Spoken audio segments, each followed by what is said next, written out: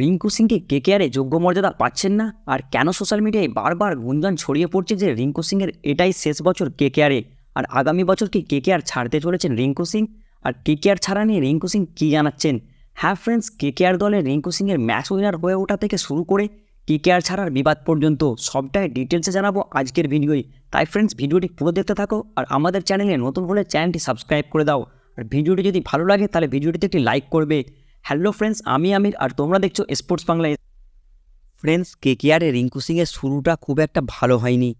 2018 সালের নিলাম থেকে মাত্র 80 লাখ টাকায় রিঙ্কুকে নিয়েছিল কেকেআর। আর এখন পর্যন্ত রিঙ্কু 6টা সিজন খেলেছে কেকেআরের হয়ে, আর যার মধ্যে 2021 সালে রিঙ্কু পায়ের ইনজুরির কারণে আইপিএল থেকে ছিটকে যায়। কিন্তু 2018, 2019 আর 2020 আইপিএলে লাগাতার অবহেলার শিকার হতে হয়েছিল রিঙ্কু সিংকে। সুযোগ পেয়েছিলেন হাতে গোনা কয়েকটা ম্যাচ, ওয়াটার বয় হিসেবেই পরিচয় হয়ে গিয়েছিল সবার কাছে। কিন্তু 2022 সালের শেষ ম্যাচ জীবনে বদল ঘটায় রিঙ্কু সিংয়ের। লখনৌ সুপার জায়ান্টসের বিরুদ্ধে শেষ ওভারে বাকি ছিল 21 রান, আর প্রথম 3 বলে একটি 4, 2টি 6 মেরে নিজের জাত ছিনিয়েছিল কেকেআর ম্যানেজমেন্টের কাছে। ম্যাচটি 1 রানে হারলেও ততক্ষণে নতুন তারকার জন্ম হয়ে গিয়েছিল কলকাতা নাইট রাইডার্সে। আর পিছন ফিরে তাকিয়ে দেখতে হয়নি রিঙ্কুকে।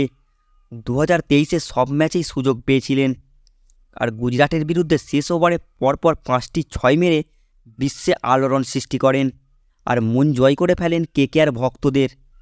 একের পর এক ম্যাচে দুরন্ত পারফরমেন্স করতে থাকেন রিঙ্কু সিং, আর কেকেআরের জন্য হয়ে ওঠেন সবথেকে বড় ম্যাচ উইনার। ফ্রেন্ডস, এখন রাসেলের থেকে রিঙ্কুকে বেশি ভরসা করে কেকেআর টিম থেকে কেকেআরের ভক্তরা। কেকেআরের এখন মহাতারকা রিঙ্কু সিং। তবে এত গুঞ্জন কেন ছড়িয়ে পড়েছে রিঙ্কু সিংয়ের কেকেআর ছাড়া নিয়ে? ফ্রেন্ডস, সব কিছু বিবাদের কারণ টাকা। সোশ্যাল মিডিয়ায় প্রশ্ন উঠতে থাকে, যখন রাসেল পাচ্ছে 12 কোটি টাকা, শ্রেয়াস পাচ্ছে 12 কোটি 25 লাখ, ভেঙ্কটেশ আইয়ার পাচ্ছে 8 কোটি, বরুণ চক্রবর্তী পাচ্ছে 8 কোটি, সুনীল নারিন পাচ্ছে 6 কোটি, আর মিচেল স্টার্ককে দেওয়া হচ্ছে 24 কোটি 75 লাখ টাকা, তখন কেকেআরের সবথেকে বড় ম্যাচ উইনারকে কেন দেওয়া হচ্ছে মাত্র 55 লাখ টাকা? মাত্র 55 লাখ টাকা কি রিঙ্কু সিংয়ের এখন যোগ্য পারিশ্রমিক? হ্যাঁ ফ্রেন্ডস, তাই অনেকেই মনে করছে রিঙ্কু সিংয়ের এটাই কেকেআরের শেষ বছর, আর আগামী বছর হয়তো দেখা যাবে না রিঙ্কু সিংকে কেকেআরে। কিন্তু এই সব জল্পনার মধ্যেই কেকেআর শিবিরকে স্বস্তি জানিয়েছেন নিজেই রিঙ্কু।